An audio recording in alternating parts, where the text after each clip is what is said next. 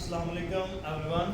आज हमारा second year math का चैप्टर नंबर 1 जिसका नेम है फंक्शन एंड लिमिट्स का फर्स्ट लेक्चर है, जिसके अंदर हम पढ़ेंगे फंक्शंस के बारे में और लिमिट्स के बारे में।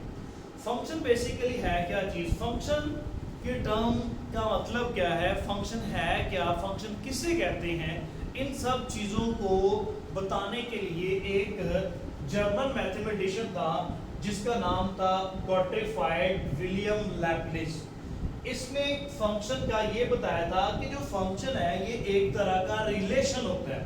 फॉर एग्जांपल अगर हम रिलेशन की बात करते हैं डेली लाइफ में, तो हमारे पास आदत है जिस तरह मदर का रिलेशन अपनी डॉटर से है। दूसरी एग्जांपल है कि फादर का जो रिलेशन है वो अपने सन से है। ये रिलेशंस की बात कर रहे हैं। तो जो फंक्शन है, फंक्शन भी एक तरह का रिलेशन है। ये किसने बताया था? गॉटफ्राइड विलियम लैपलेस ने।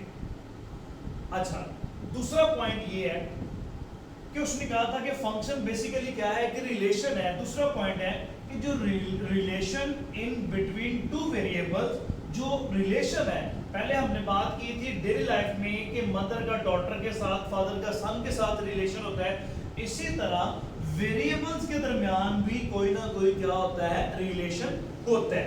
For example the relation in between two variables, अगर हमारे पास दो वेरिएबल्स की बात कर रहे हैं तो लेट्स सपोज उन दो वेरिएबल्स में अगर हम कह देते हैं कि एक हमारे पास वेरिएबल y है, दूसरा हमारे पास वेरिएबल क्या है, x। अच्छा, अब जो x और y दो वेरिएबल्स हमने यूज करने हैं, इसमें से एक वेरिएबल इंडिपेंडेंट होता है, दूसरा क्या होता है, डिपेंडेंट होता है। अब हम गौर करते हैं इसमें डिपेंडेंट वेरिएबल कौन सा है और इंडिपेंडेंट वेरिएबल कौन सा है। लेट्स सी हम कह देते हैं y is equal to x square plus 1। अब ये हमारे पास मैंने एक इक्वेशन लिखी है y is equal to x square plus 1। अब इसके अंदर जो आपको एक्स स्क्वायर नजर आ रहा है ये हमारे पास इंडिपेंडेंट वेरिएबल है, और जो y है ये हमारे पास कौन सा वेरिएबल है, डिपेंडेंट वेरिएबल है। यानी कि जो y जो होगा ना, मुकम्मल तौर पर इसका इन्हिसार किसके ऊपर होगा, इंडिपेंडेंट वेरिएबल पे, और जो इंडिपेंडेंट वेरिएबल है वो हमारे पास क्या होगा, x होगा। ये हमारे पास हमने एक रिलेशन लिया है, एक एग्जांपल ली है जिसमें लिखा हुआ है relation in between two variables.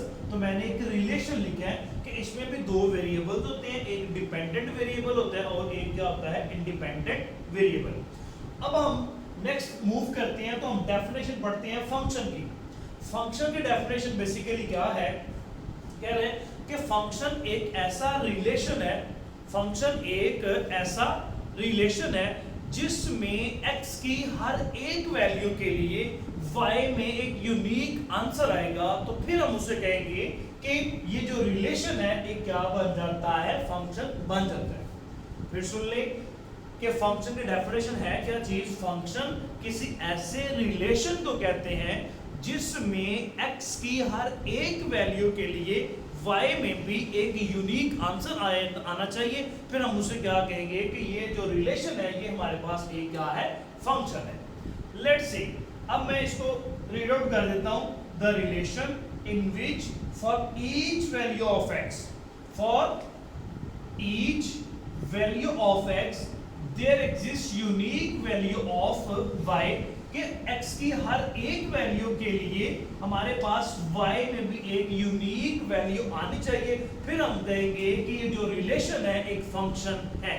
ये रिलेशन क्या है, एक फंक्शन है। यहां तक समझ आ गई? समझ ओके। नेक्स्ट देखिए, अब हम कुछ एग्जांपल्स देखते हैं। लेट्स सी, अब देखिए y इज इक्वल टू है हमारे पास एक्स स्क्वायर प्लस 1 एज हम पुट करते हैं x is equal to 0, x is equal to 0। जब हम x is equal to 0 put करेंगे तो देखिए क्या होगा, y is equal to 0 square plus 1 and 0 plus 1 that will be equal to 1। So we have y is x की एक value के लिए अगर y में भी एक यूनिक आंसर आएगा, देन हम कहेंगे कि ये वाला जो गिवन रिलेशन है ये हमारे पास क्या बन जाता है, एक फंक्शन बन जाता है। अब हम let me move on an other example. लिखा हुआ है y square is equal to 8 of x।